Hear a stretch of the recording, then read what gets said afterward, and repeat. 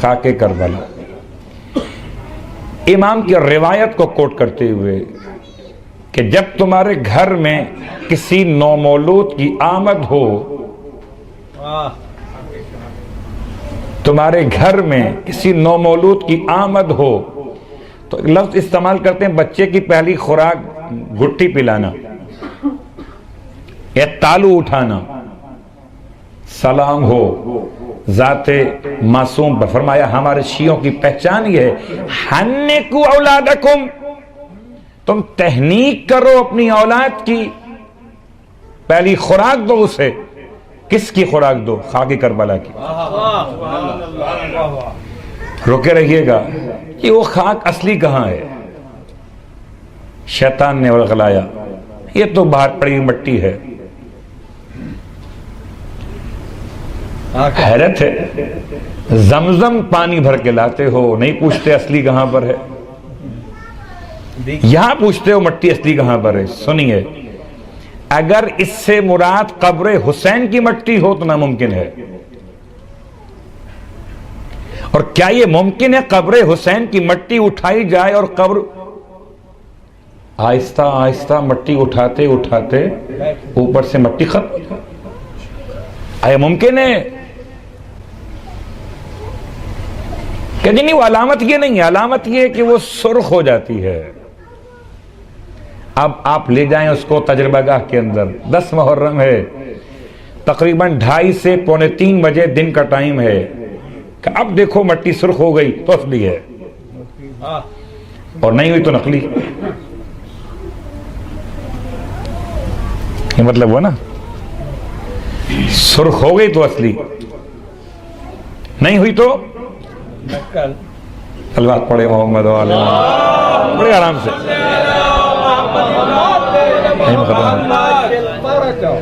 بات بہت طولانی ہو گئی، بات سمیٹ لیتا ہوں۔ مٹی کا سرخ ہو جانا اس کے اصلی یا نقلی ہونے کی علامت نہیں ہے، مٹی کا سرخ ہو جانا اس بات کی علامت ہے کہ اس میں 2 الگ الگ الفاظ ہیں، سرکار سید الشہداء کے خون کے اثرات باقی ہیں، یا یہ مٹی امام کی قبر سے اتنا قریب سے اٹھائی گئی ہے کہ قربت کی بنیاد پر وہ 40 دن تک جو آسمان سے خون برسا، یہ اتنا قریب ہے قبر حسین علیہ السلام سے مٹی کے اس قربت کی بنا پر اس میں اثرات ہیں کہ یہ وقت شہادت سرخ ہو جاتی ہے۔ حنکوا اولادکم، اپنی اولاد کی تہنیک کرو، پہلی خوراک دو اسے۔ دست ہے، مٹی ہے، جراثیم ہوں گے، لا حول ولا قوت الا باللہ، میڈیکل سائنس، مٹی۔ اب خیر وہ تفصیلات میں کہیں اور نکل گیا تو بات بہت طولانی ہو جائے گی۔ امام کو بتائیں، مولا آپ کو نہیں معلوم ہے شاید، مٹی تو نقصان دہ بچوں کے لیے، اس سے بتاتے ہو جو نسلوں کو دیکھتا بھی اور جانتا بھی، اس سے بتاتے ہو جو نفس انسان کا ایسا عالم جیسے نفس اس کے سامنے بنا، یقیناً سامنے بنا، اس کی برکت سے بنا، اس کی برکت سے بچا ہوا ہے۔ اگر اس کی برکت نہ ہوتی تو آج کوئی شخص دنیا میں باقی نہ ہوتا۔ جو آپ پڑھ رہے تھے نا قبلہ ہٹ صاحب کہ ہٹ جائیں گر امام زماں درمیان سے، لاکھوں بلائیں ٹوٹ پڑیں آسمان سے، تو بلا ہے مٹی میں بھی، بلا ہے پانی میں بھی، اگر معرفت امام نہ ہو۔ اور اگر معرفت امام ہے تو خاک نہیں ہے، خاک شفا ہے۔ عجیب جملہ ہے، میں حیران ہوں۔ خاک دوا کہہ دیجئے کہ نہیں، دوا نہیں ہے۔ کیوں دوا نہیں ہے؟ اس لیے کہ دوا ہر مرض کی الگ الگ ہوتی ہے۔ سر میں تک درد ہو تو آپ گھٹنے کے درد کی دوا استعمال نہیں کر سکتے، کہ دونوں کا مقام الگ ہے، دونوں کے تقاضے الگ ہیں۔ اگر بی پی ہائی ہو جائے تو شوگر کی ٹیبلٹ آپ یوز نہیں کر سکتے، مرضی الگ الگ ہیں۔ اور پھر دوا استعمال کرتے ہیں جب کورس پورا ہو جائے، تب کہیں جا کر معلوم ہوتا ہے کہ فائدہ ہو رہا ہے یا نہیں ہو رہا۔ تیسرا جملہ، اللہ کے رسول کی روایت 1400 سال پہلے ارشاد فرمایا کوئی دوا ایسی نہیں، ڈاکٹر صاحب کوئی دوا ایسی نہیں ہے جو کسی نئی بیماری کو جنم نہ دیتی ہو۔ اب یا تو پیغمبر نے ویسے ہی فرما دیا ہوگا، جو اڑتے پرندوں کے وجود میں حلال کو جانتا ہے، حرام کو پہچانتا ہے، جو پانی کی گہرائیوں میں حلال مچھلیوں کو بیان کرنے والا ہے، تو جس میں حیوان حلال میں کتنے اعضائے بدن حلال ہیں اور کتنے حرام ہیں اس کو جانتا ہو، اس مصطفیٰ کا فرمان ہے صلی اللہ علیہ وآلہ وسلم۔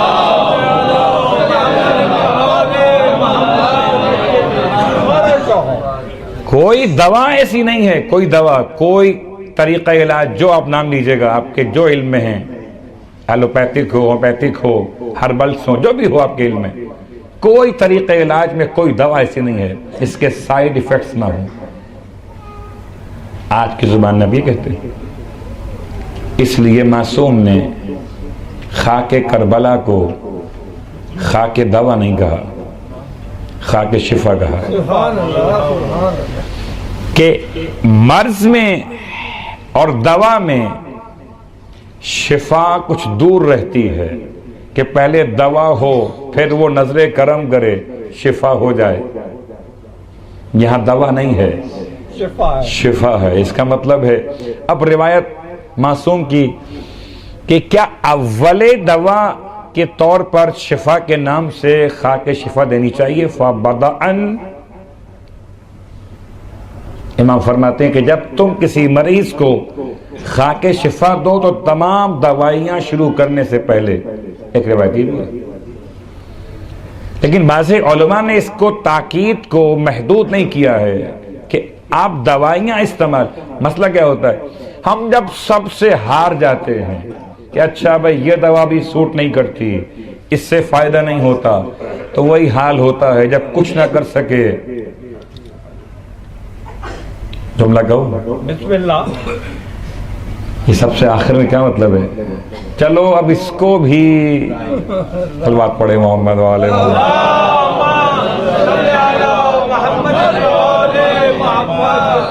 لاجک تو نہیں ہے کوئی، یہ مٹی ہے، وہ مٹی مٹی ہے، کتنی قیمتی کیوں نہ وہ مٹی سونا نہیں بن سکتی، اور سونا کتنا سستا کیوں نہ ہو مٹی نہیں بن سکتا۔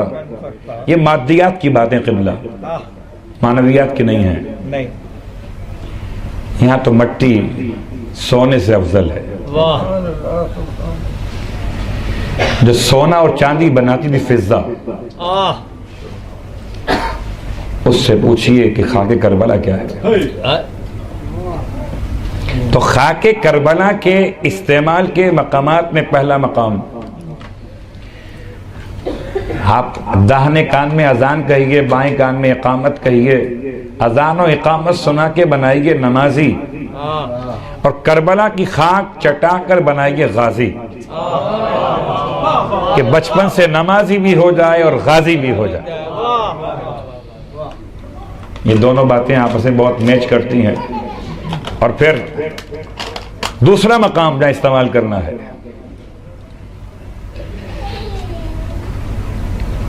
ایک شخص نے امام کی بارگاہ میں سوال کیا تھا، مولا مجھے حکومت کے مظالم سے بہت خوف ہے، کیا خاک کربلا امن کی علامت بن سکتی ہے؟ کیا میں اگر اپنے ساتھ حاکم ظلم و جور کے دربار میں اس کے سامنے جاؤں یا اس کے معاملات سے میرا گزر ہو تو میری تحفظ کی علامت کیا ہوگی؟ فرمایا بے شک، اس میں کوئی شک نہیں کہ علامت امن ہے خاک کربلا۔ اپنے ساتھ رکھ لو تو میں کوئی شر باطل کا نقصان نہیں پہنچا سکتا۔ اس کے بعد سنیں، مشکل ترین وقت معصوم قم کا روزہ، اور ایک ایسی خاتون جو انتہائی گناہگار ہے، کے گناہوں کو بیان کرنا مقصود نہیں ہے، لیکن واقعہ سمجھانا مقصود ہے۔ انتہائی گناہگار ہے، اور اس نے اپنے نجس ہاتھوں سے، کہہ لیجئے نجس ہاتھوں سے اس نے معصوم قوم کی جالی کو پکڑ لیا، تھام لیا، اور خدا نے کچھ دکھانا مقصود تھا عبرت کے لیے، اس کے ہاتھ وہاں پر ایسے آ کر رک گئے جیسے چپک کے رہ گئے ہوں۔ ایک شور مچ گیا، خواتین سے بات باہر مردوں میں آئی ہے، بڑی دعائیں، دعائے توسل، زیارت کا ورد، دعا زیارت عاشورہ اعلان کہ بی بی رحم کریں اس پر، یہ خاتون نے کیا ایسا کیا ہے۔ آخر یہ بات آغائے بہجت تک پہنچائی گئی۔ آپ سے پوچھا گیا آپ بتائیے کیا کریں؟ فرمایا تھوڑی سی خاک کربلا لو، پانی میں ملاؤ اور ملا کر اس کے ہاتھوں پہ ڈال دو، کہ خاک کربلا ایک ایسی خاک ہے کہ جو ہر مشکل کا حل بھی ہے۔ جیسے ہی ڈالا گیا اس کے ہاتھ زری سے جدا ہو گئے۔ اب چونکہ بات جب اس حد تک آ پہنچی ہے تو میں اس کو آسان کرتے ہوئے مکمل کر لوں، آج کی حد تک باقی بات انشاءاللہ کر لوں گی۔ سوچ کے تو آیا تھا کہ آج گواہی کی بات کو لا کر فراق تک پہنچاؤں گا، لیکن بہرحال وقت ختم ہو رہا ہے۔ خاک کربلا کن مقامات پہ استعمال کرنی چاہیے؟ پہلا مقام پیدائش کے وقت میں، دوسرا مقام جب مشکلات ہوں، کسی دشمن سے مقابلہ ہو، تیسرا مقام جب کبھی انسان سفر کے لیے آمادہ ہو۔ ہمارے مدرسے کے نگران تھے، شہید کر دیے گئے، وہ کہتے تھے کہ جب کبھی گھر سے نکلو تو صرف دو جملے کہو، السلام علیکہ یا ابا عبداللہ، السلام علیکہ یا ابن رسول اللہ۔ بہت غور کیجئے گا، جب کبھی گھر سے نکلو، ان دو جملوں کی برکت یہ ہوگی کہ یا تو تم سلامتی کے ساتھ واپس آ جاؤ گے، اور اگر موت لکھ دی گئی ہے تو شہادت تمہیں نصیب ہوگی۔ میں سوچتا ہوں کہ اگر سفر مادی ہو، سفر مادی ہو، گھر سے باہر جانا ہو، السلام علیکم یا ابا عبداللہ، کبھی آئیے روحانیت کی منزل پر جب سفر معراج ہو، مصلی پر کھڑے ہوں اور تکبیرۃ الاحرام سے پہلے ایک بار کہیے، السلام علیکم یا ابا عبداللہ۔ تکبیرۃ الاحرام سے پہلے کہیے ایک مرتبہ، السلام علیکم یا ابا عبداللہ، کے سفر پہ جا رہے ہیں۔ اور اس سے عظیم سفر اور کیا ہوگا کہ معراج تک جانا۔ صلوات پڑھیں محمد علیہ۔